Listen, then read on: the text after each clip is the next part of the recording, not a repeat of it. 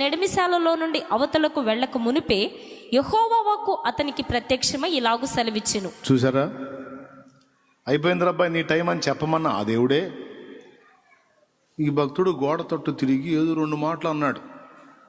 ఏమయ్యా నన్ను అప్పుడే తీసుకుంటావా? అసలు నేను నీ ముందు ఎలా బతికానో తెలుసు కదా, అసలు ఎలా జీవించానో నీ సత్యం అనుసరించి తెలుసు కదా. డాక్టర్లు అన్నట్టే నువ్వు కూడా అంటున్నావు కదయ్యా, ఇంతేనా అన్నట్టుగా ఏదో 2 మొక్కలు అన్నాడు ఏడుస్తా. వెంటనే వాక్కు వచ్చింది, యెషయాకి పిలుపు వచ్చింది. యెషయా యెషయా, చిత్తం ప్రభువా నీ దాసుడు ఆలకిస్తున్నాడు. నీవు పోయి నా ప్రజల అధిపతి దగ్గరకు వెళ్ళి నేను నీతో చెప్పిన మాట చెప్పు. ఏమిటి తండ్రి? ఏమని? నీవు కన్నీళ్లు విడుచుట నేను చూచి తిని నీ ప్రార్థన నేను అంగీకరించున్నాను, నేను నిన్ను బాగు చేసేదను. ఇంకనో 3 రోజుల్లో నువ్వు లెగుస్తావు, ఇంకనో 15 సంవత్సరాల ఆయుష్యము నీకు ఇస్తాను.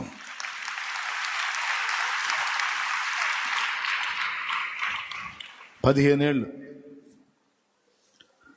ఇప్పుడు చెప్పండి, ఇప్పుడు మరి క్యాన్సర్ సంగతి ఏంది?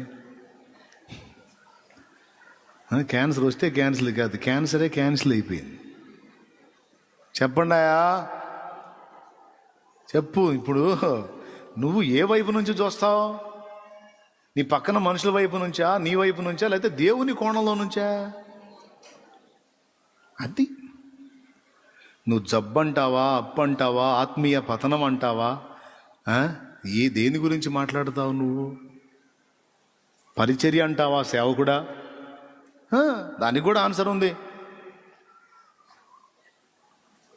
దేవుడేమనుకుంటున్నాడు అది క్రమములో మొట్టమొదటిది ఏంటంటే అసలు ఆయన ఏం పలుకుతున్నాడో చూడాలి.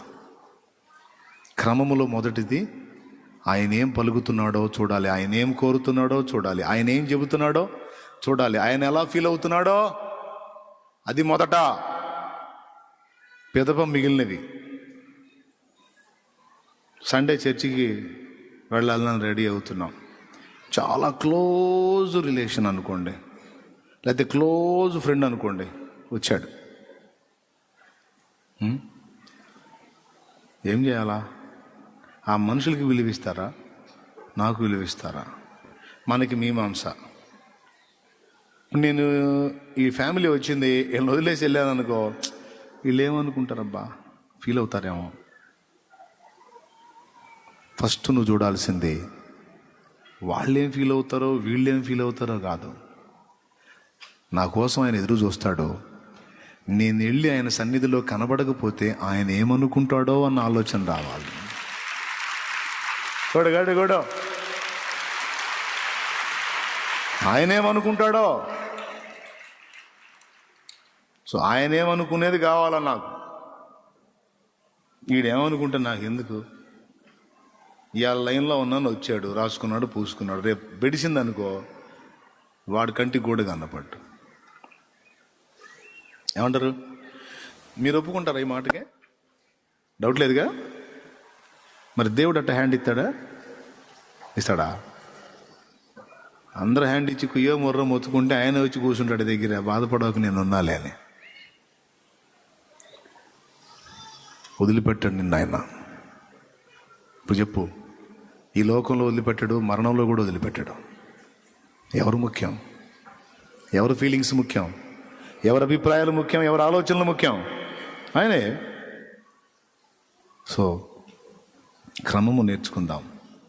ఫస్ట్ ఆయన, తర్వాత అన్నీ. ఇది క్రమం. తర్వాత పొద్దున చెప్పా,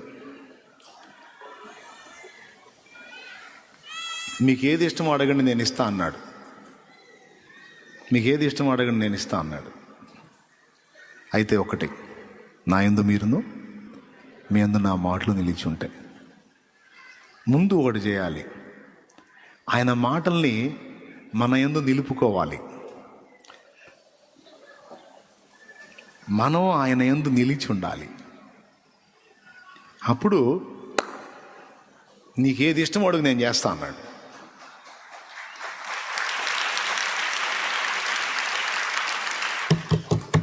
దేవుని దగ్గరకు వచ్చి కోరిక కోరు, నాకు అది కావాలి, నాకు ఇది కావాలి, నాకు అది చెయ్యి, నాకు ఇది చెయ్యి.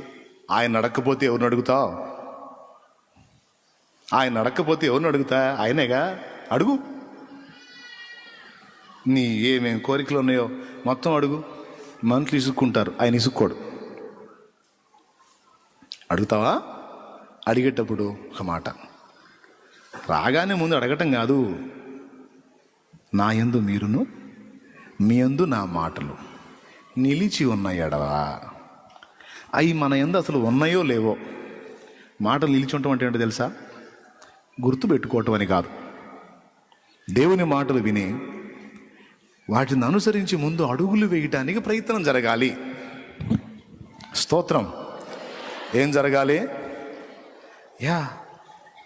ఫస్ట్ చూసుకోవాల్సింది అది క్రమం. మనం ముందు అవకాశం దొరికితే ఏంటిది?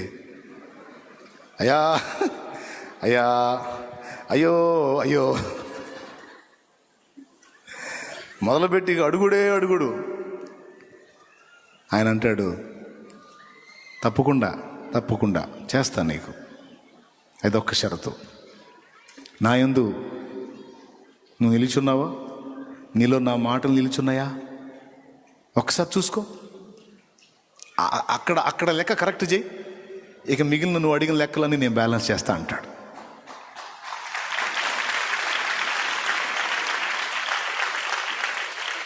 క్రమం ప్రకారం ముందేది? నువ్వు చేయాల్సిన లెక్కలు నువ్వు బ్యాలెన్స్ చేసుకుంటే ఆయన చేయాల్సిన ఆయన చేస్తాడు. అది సోదరా.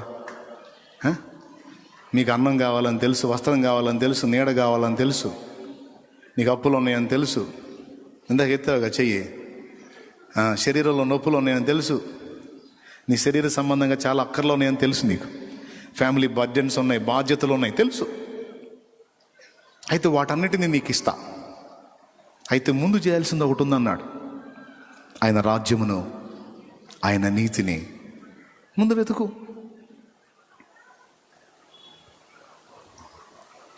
ఓకేనా? దేవునికి మహిమ.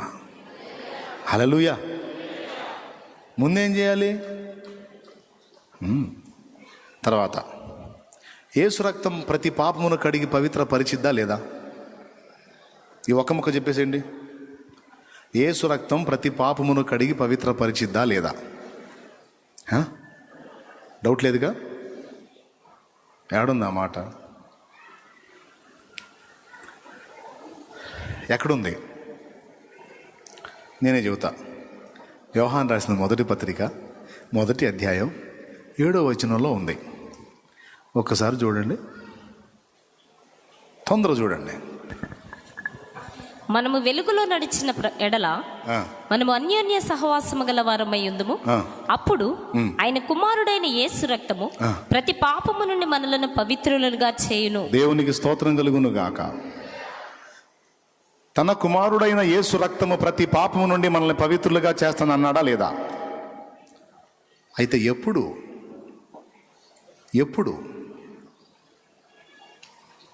ఆ మాట మిస్ అవుతారు చాలామంది. సగమే చూసుకుంటారు దానికి ముందు కొన్ని మాటలు ఉన్నాయి, వాటిని వదిలేస్తారు. అప్పుడు యేసు రక్తము ప్రతి పాపము నుండి మనలను పవిత్రులుగా చేయును. అప్పుడు ఆయన కుమారుడైన యేసు రక్తము ప్రతి పాపం నుండి మనల్ని పవిత్రులుగా చేయును. ఎప్పుడు? ఆయన వెలుగులోనున్న ప్రకారము మనము కూడా వెలుగులోనున్న ఎడల, వెలుగులో నడిచిన ఎడల ఆయనతో అన్యోన్య సహవాసం గలవారం మగుదుము. యేసు రక్తము నీ ప్రతి పాపం నుండి నిన్ను కడిగి పవిత్రపరుస్తుందన్నది నిజం. దానికంటే ముందు నువ్వు ఆయన వెలుగునొద్దకు రావాలి. ఆయనతో అన్యోన్య సహవాసం ఏర్పడినట్లు నీ వంతు నువ్వు జాగ్రత్త తీసుకోవాలి. అంటే అయ్యా ఇట్రా, అయ్యా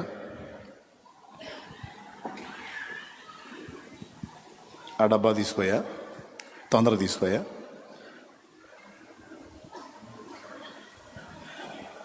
దగ్గర రా, నీళ్లు తాగు నాయన, తాగు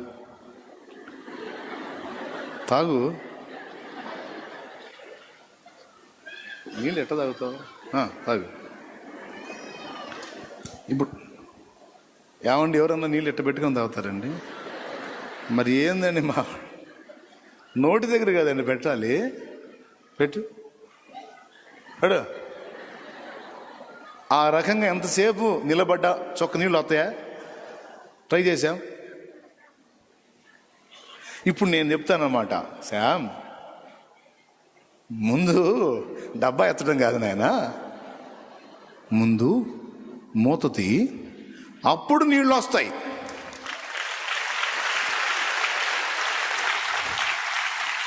అవునా? అప్పుడు అనే పదం వాడాడంటే ముందేదో చెయ్యాలి. అది చేస్తే తర్వాత చెప్పింది నెరవేరిద్ది. ముందు చేయాల్సింది ఏంది? యేసు రక్తం ప్రతి పాపం నుండి మనల్ని కడిగి పవిత్రపరుస్తుంది అన్నది అందరికీ తెలుసు.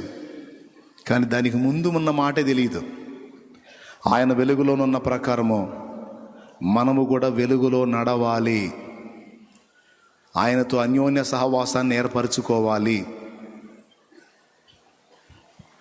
అప్పుడు యేసు రక్తం ప్రతి పాపం నుండి కడుగు. ఎవరికి వాళ్ళు అనుకుంటున్నారు, చీకట్లోనే కూర్చొని, అంధకారంలోనే కూర్చొని పాట, ప్రతి ఘోర పాపమును కడుగును మన యేసయ్యా రక్తము. సూపరు. మీకు రాదని ఎవరు చెప్పారు ఈ పాట? మీకు అందరికి వచ్చు. ప్రతి ఘోర పాపాన్ని కడిగిద్ది మన యేసయ్య రక్తం. ఎప్పుడు? నువ్వు చీకట్లోనే కూర్చొని వెలుగునొద్దకు రాకుండా, ఆయనతో అన్యోన్య సహవాసం ఏర్పరచుకోకుండా అంధకారంలోనే కూర్చొని పాట పాడితే ఎంత కామెడీ.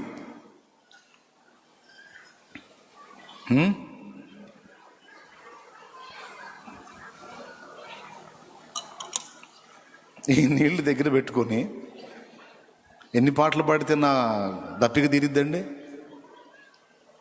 నీళ్లు గొంతులోకి తీసుకోలేదు, కడుపులోకి తీసుకోలేదు, చేతిలో పట్టుకున్నా. చాలామంది పని ఇంతే ఉంది.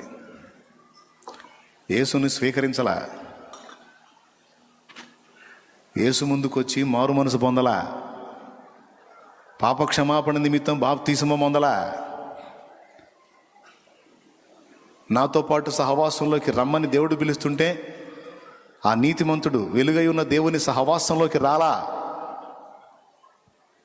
పాత జీవితంలో, పాపిష్టి జీవితంలో, శాపగ్రస్తమైన జీవితంలో, దుర్వ్యసనాల జీవితంలో, వంకర టెంకర బతుకులోనే ఉండి అందులోనే కూర్చొని ఇంకా మారు మనసు పొందకుండా, పాపక్షమాపణ నిమిత్తం బాప్తిస్మం పొందకుండా, ఆయన చెప్పిన ఆ వెలుగులోకి రాకుండా, మారు మనసు పొందకుండా అంధకారంలోనే కూర్చొని ఏం పాడుతున్నారు? బాప్తీసం పొందిన వాళ్ళందరూ చేతులు ఎత్తండి. ఇక్కడ కూర్చున్న వాళ్ళల్లో నేను ఇంకా పొందలేదయ్యా అన్నోళ్ళు చేతులు ఎత్తండి. నేను ఇంకా పొందలేదు అన్నోళ్ళు. ఇట్ట కాదు, ఇట్ట ఎత్తండి తమ్ముళ్ళారా, అన్నలారా. ఓకేనా? అట్లానే ఉంచండి. అట్లానే ఉంచి ఇప్పుడు నేను చెప్పిన పాట పాడండి. ప్రతి ఘోర పాపమును కడుగును మన యేసయ్యా రక్తము. ప్రతి మన యేసయ్యా. దేవునికి స్తోత్రం. ఎలా ఉంటుందంటే ఇది చేతిలో పెట్టుకొని గొంతులో పోసుకోకుండా నీళ్ల గురించి నేను పాట పాడినట్టు ఉంటుంది. నీళ్లు గొంతులోకి పోతే దప్పికి తీరే మాట నిజమే, కానీ ఆ పని చెయ్యాలి కదా. చెయ్యకుండా చేతిలో పెట్టుకొని నీళ్ల గురించి 100 పాటలు పాడితే మాత్రం దాహం తీరిద్దా?